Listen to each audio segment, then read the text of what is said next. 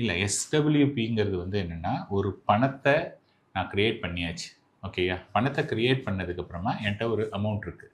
அந்த அமௌண்ட்லேருந்து எனக்கு மாதம் மாதம் ஒரு பணம் வேணும் அப்படின்னா சிஸ்டமேட்டிக் வித்ட்ராயல். எஸ்டிபிங்கிறது என்னென்னா, இப்போ ஃபார் எக்ஸாம்பிள் உங்கள்கிட்ட 10 லட்ச ரூபா பணம் இருக்குது.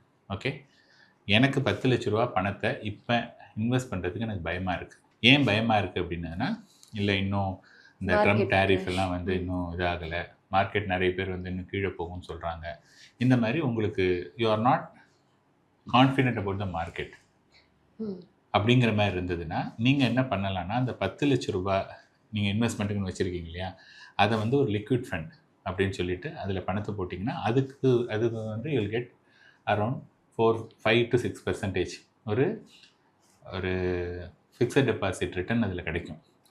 அதுலேருந்து நம்ம என்ன பண்ணுறோன்னா, வாரமோ மாதமோ அங்கேருந்து ஒரு பர்டிகுலர் அமௌண்ட்டை வந்து ஈக்விட்டி பேனில் வந்து ட்ரான்ஸ்ஃபர் பண்ணுறோம்.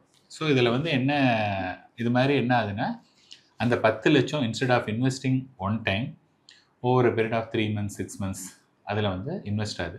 இப்போ மார்க்கெட் வந்து கீழே வந்தது அப்படின்னா உங்களுக்கு வந்து அதில் அட்வான்டேஜ்.